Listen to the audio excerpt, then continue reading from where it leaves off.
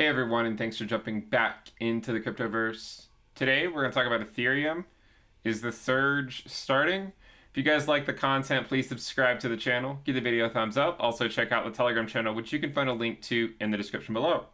Let's go ahead and jump in. So we've discussed before the idea of an Ethereum tsunami happening at some point, and basically what that means is that at some point a lot of profits from altcoins could bleed back into Ethereum.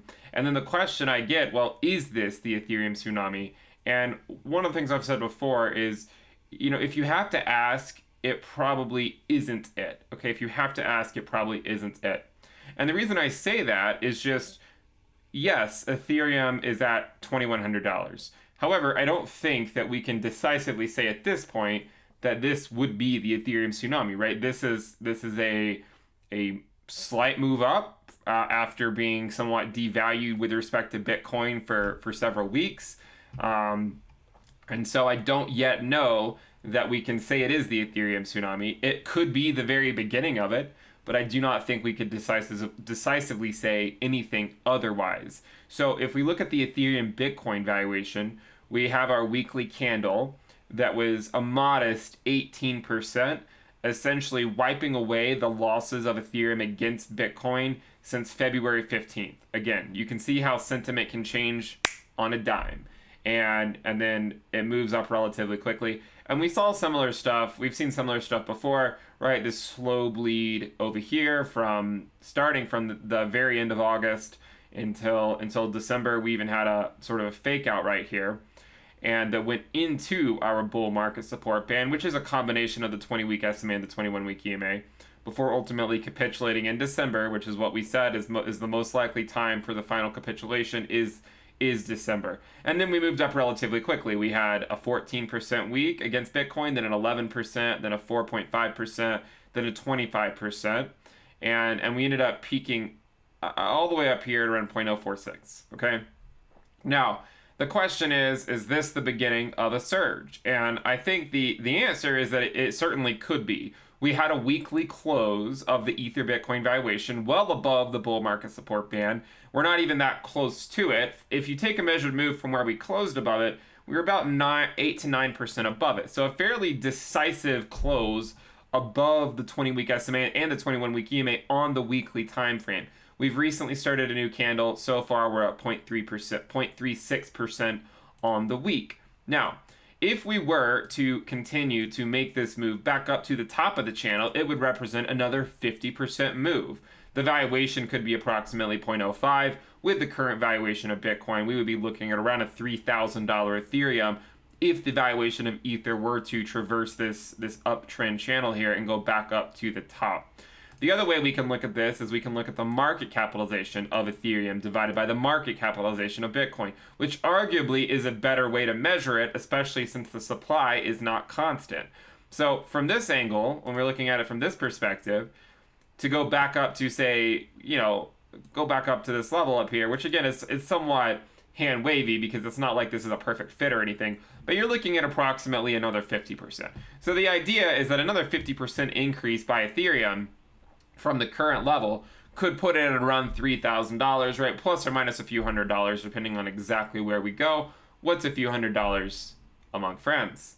So we go look at the Ethereum valuation, and we can look at, say, the 20-day moving average for Ethereum and the 21-day EMA, and we can see we're well above those, with that coming in at 1824 and 1869 respectively. Now, the question is, will Bitcoin hold these levels? Because we know that for Ethereum to continue this rally, we want Bitcoin to hold the line.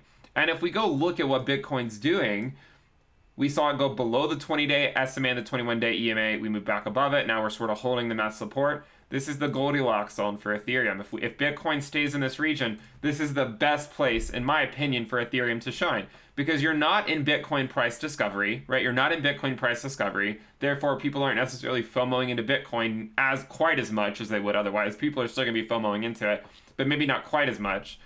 And so you see that altcoins can start to move. And this is also reflected in the fact that Bitcoin dominance is going down. Yes, the valuation of Bitcoin has increased slightly over the last couple of days, but altcoins are keeping pace, and not only are they keeping pace, they're actually slightly outperforming Bitcoin when you compare the entire cryptocurrency market capitalization as a whole. Yes, there's going to be some altcoins that aren't performing. Some of them could be consolidating after a major move up. Some of them could be garbage altcoins that aren't going to go anywhere. But the point I'm trying to make here is that, again, this is the Goldilocks zone of the Ethereum valuation against USD and for the Ethereum valuation against Bitcoin. When you're looking at the Bitcoin price, you're seeing it had a correction from the prior all-time high. We bounced back up, got above the 20-day SMA. We came back down. We're holding it at support. This is the Goldilocks zone. Okay, so we'll see where we go. Obviously, Ethereum's currently at 21.15. We would like to see it continue to move up. If we look at this on the weekly time frame and put on our bull market support for Ethereum, we can see the bull market support is now at 1363 up to 1422. We are fairly convincingly moving up right now. The last weekly candle was 23%. Now we're looking at around 2%. And so if we were to get another 23% week like we got last week from the open, we would be looking at around a $2,500 Ethereum or $2,600 Ethereum. So remember, things can move relatively quickly for Ethereum once it gets going.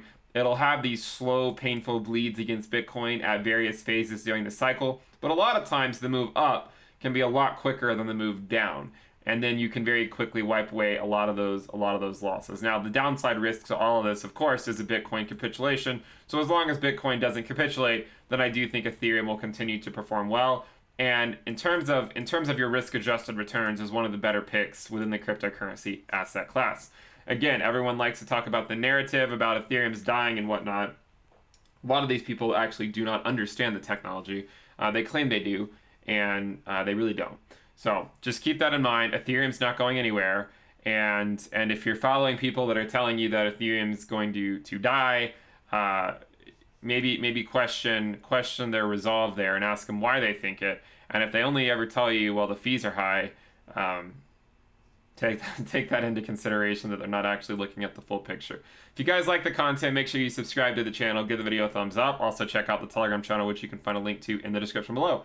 Remember, we have the premium list. You guys can find that at intothecryptoverse.com. If you want to pay with crypto, you'll even get a discount on that, 10 to 15% or so, depending on how long you pay for. Make sure you guys check it out. You'll get weekly reports and videos, the Telegram alerts channel, the Telegram chat room, the risk dashboard, the Into the Cryptoverse app, and a whole lot more. We have more stuff coming in Q2, so you guys check it out, intothecryptoverse.com. Thank you guys for tuning in. Make sure you subscribe to the channel and click the bell icon to turn on notifications, and I will see you next time. Bye.